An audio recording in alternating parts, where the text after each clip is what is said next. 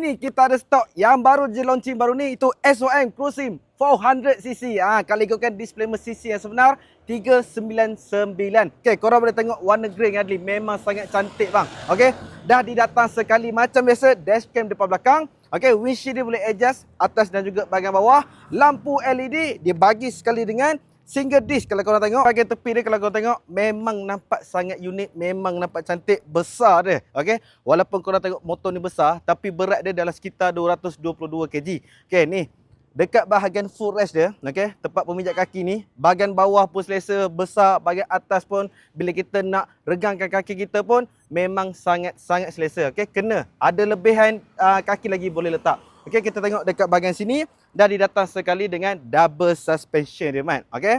Cuma yang ni dia tak datang sekali dengan rack. Okey, kalau kita tengok dekat bahagian seat dia, bahagian stand bag pun tak berapa tinggi. So kalau korang nak letak badan korang ke belakang pun memang dah sangat okey dah. Untuk pilihan pula dekat bahagian belakang pun memang sangat selesa dengan ditambahkan lagi tempat pemegang lagi. Alright, kita tengok dekat bahagian dalam.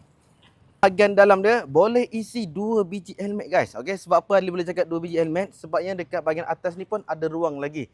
Ruang ni boleh masuk 2 biji helmet semacam full face. Okey, yang jenis ada spoiler pun boleh, tak ada masalah. Bahagian handle dia, kalau kita tengok dekat sini, ada TCS, boleh on dan juga boleh off. Kalau nak off ataupun on TCS dia, hanya 5 saat saja kau tunggu. Lepas tu, keyless system. Okey. Menu mode dia semua dekat belah kiri ni saja. Kalau korang tengok betul-betul dia punya TFT meter ni memang sangat cantik lah. Okey, cara nak buka USB dia pergi kat kanan saja.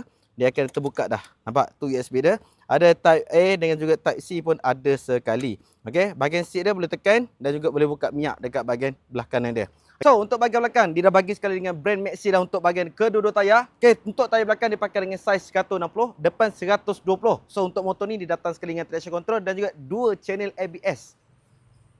Dia punya Nm torque dia saja pun dah 37 Nm torque dan juga 14.5 capacity tank dia. Agak besar. Okey. So, harga body untuk motor ni 27,888 sahaja. Okey.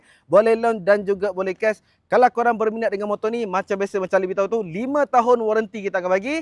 Berminat terus PM saja Adli. Bye-bye.